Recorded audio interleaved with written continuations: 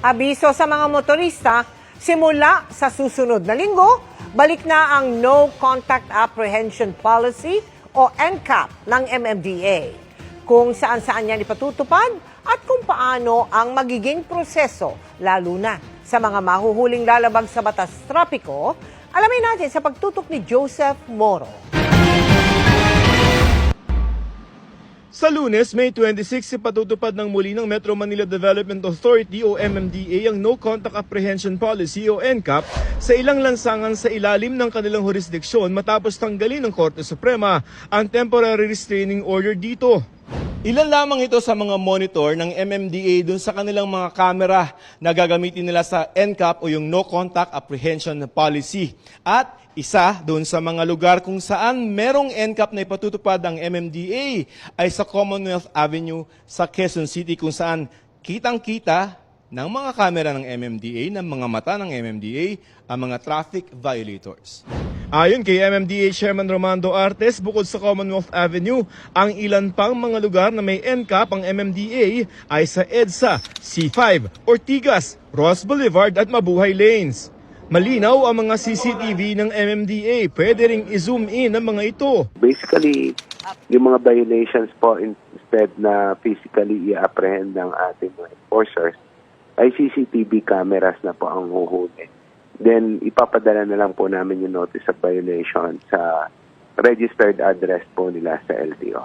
Nasa 20 pinakakaraniwang traffic violation ang huhulihin ng MMDA sa ilalim ng NCAP tulad ng hindi paggamit ng seatbelt at helmet, illegal parking, reckless driving, counterflow, overspeeding at iba pa. Naglalaro sa 500 pesos hanggang 3,000 pesos ang multa ng mga ito para sa first offense.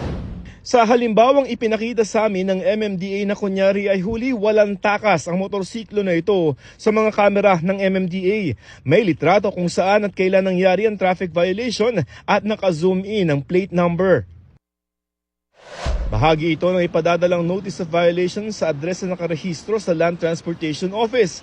Pero paano kung hindi ikaw ang may dala ng sasakyan na huli? Pwede raw itong i-contest o i-reklamo sa MMDA at magpakita ng pruweba na hindi ikaw ang may dala ng sasakyan ng mahuli ito. Pwede niyo pong i-contest yan sa ating pong Facebook page at sa ating website. Meron po doon na fill upan lang sila ng form. So, hindi na po nila kailangang pumunta sa MMDA. Ginagamitan daw ng artificial intelligence ang NCAP ng MMDA. Kahit po gamitin namin yung AI para po sa panguhuli, hindi po automatic yung ticket. Kailangan pong i-review pa ng aming mga tauhan kung talagang tama po yung pagkakahuli ng AI. Bisa kasi masyado pong strict yung pong AI. Matatanda ang tiniro ng Korte Suprema ang NCAP noong 2022 matapos ireklamo ng mga transport group. Pero kahit suspendido ito, nakapagtala pa rin ang mga kamera ng MMDA ng lampas 35,000 na mga paglabag simula Enero hanggang Marso nitong taon. Pinakamarami ang disregarding traffic signs kasunod ang pagpasok sa bike lane at overspeeding. Hindi raw kaya ng bilang ng kanilang mga tauhan at LTO na hulihin ang ganitong karaming paglabag.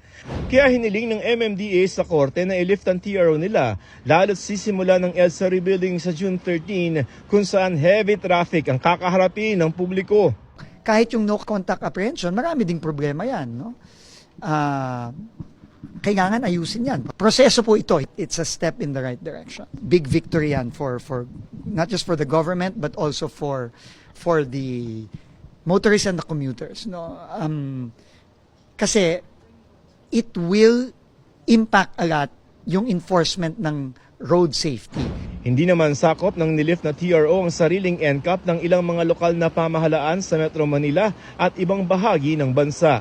Para sa GMA Integrated News, Joseph Morong, Nakatutok 24 Oras.